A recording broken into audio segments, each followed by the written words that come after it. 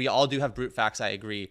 I guess that I would say that the single brute fact of God then solves you don't have to make the universe a brute fact, the soul a brute fact, love a brute fact, morality a brute fact, reason a brute fact. You can kind of have one brute fact that's sort of upstream from those other ones without having to independently land at those as your final place. So that's all I wanted to say.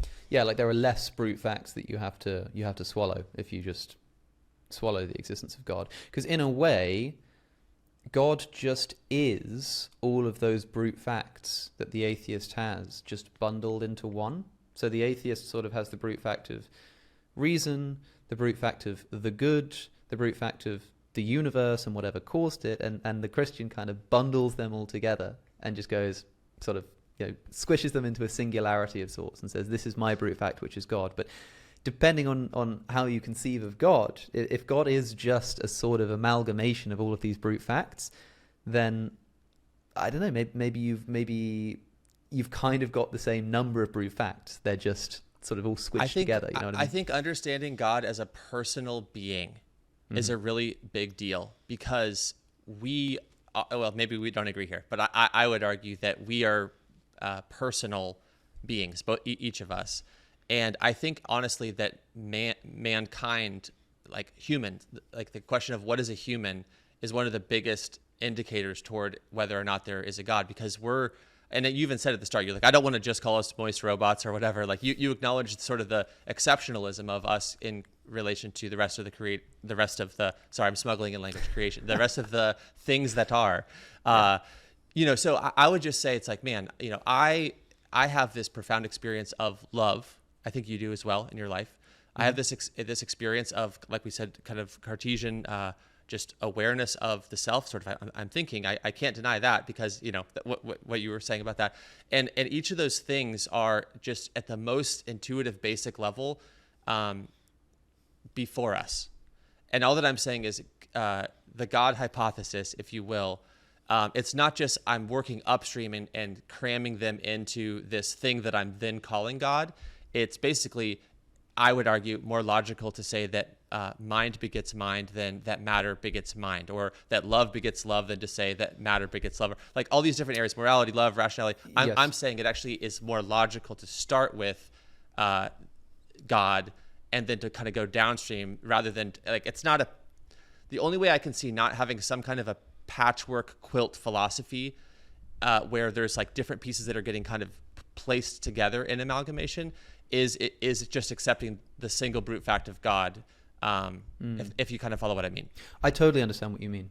By the way that you just contrasted mind begetting mind with matter begetting mind, one important thing to qualify here is that, of course, if God is the creator of the material universe, then you have to posit that mind creates matter.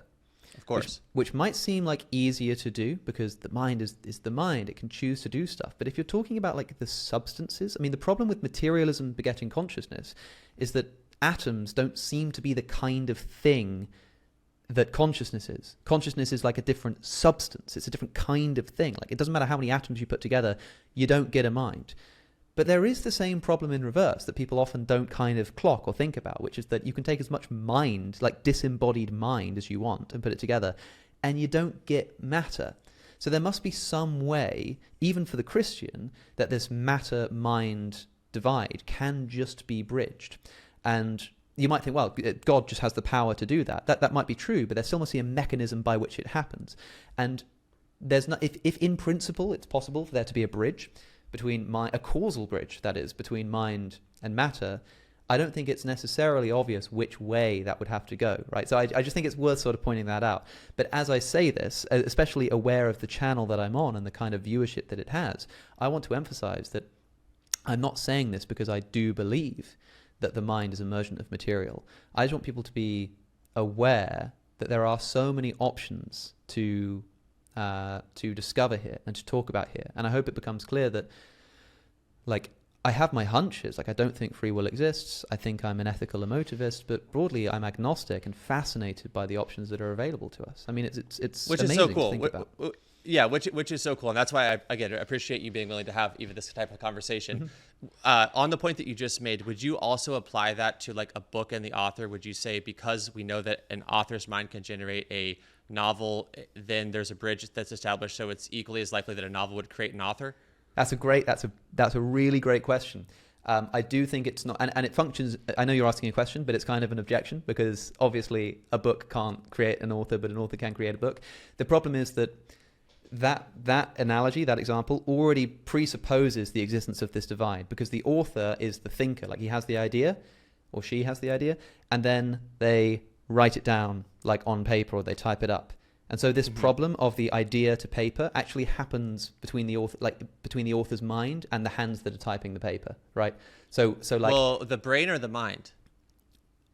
The mind, and then it's an open question as to whether that's the same thing as the brain or not. But the reason, because if the mind is immaterial, if there is an immaterial thing that's generating the material novel through, we can break down the mechanisms as much as we want, but how is that a problem? Or maybe help me understand what you're saying there.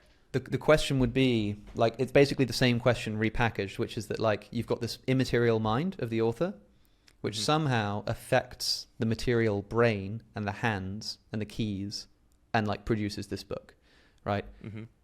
And it is a complete mystery how it is that this immaterial mind has any effect on the material world. It's called the interaction problem in the philosophy of mind, which is like, even if you just posit that there is this immaterial mind, like you can't ask like, where is it? Because it's immaterial, and spatial location is a product of material extension. But somehow like my mind is like in me or a part of me and separate from you. And you've got a material body, I've got a material body, but somehow we've got this immaterial thing called a mind that's like attached somehow.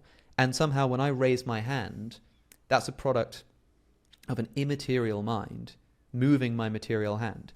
The way that interaction happens is completely mysterious. Like, why can't I use my immaterial mind to lift your hand right now? Like, why not? Right. And you can't say, well, because my mind's over here, because it's not material. The mind is not spatially located. If it's spatially located, then it's in the material world. It's a part of the material world. So if it's out of the material, why can't I lift up your hand with my mind? There is this complete mystery as to why that I'm materially attached to my brain. So for the materialist, if you're a materialist, your big question mark is how the hell does conscious first-person experience exist? If you're a dualist or an idealist, not if you're an idealist, if you're a dualist, if you believe in the mind as immaterial, then your big problem is how the hell does that affect the body, right? And those are two problems that run up against each other, and the reason why I remain agnostic about the materiality of mind. Now, do you think that I loved all that, and I agree actually with so much of what you're laying out there. Do you think though that how do I say this question?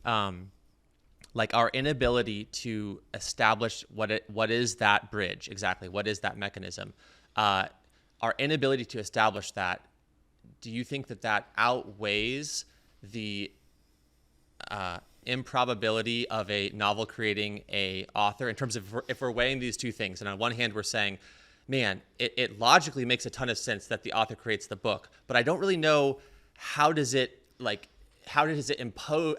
or she impose the will into the brain, into the hands, onto the page, and voila, story, which by the way, story is a whole other thing we could talk about. But so that's like on this hand. And then on the other hand is we're saying the book literally creates the author, like matter creates mind. And I just think that the weight of that is, it's not, although I'm not saying, shame on you for being agnostic, but at least from where I'm sitting, I can see that there's a mystery. Like I'm not denying that there's a mystery, but it doesn't seem 50-50. Obviously, nobody believes that minds are emergent of like typewriters or books, right? So it's not that books create minds and minds create books exactly. The problem specifically is about the kind of substance. So can like my material hands can affect the material keys and produce a book, right? And obviously that's not going to in practice happen vice versa. But it's the same kind of substance. It's material affecting material.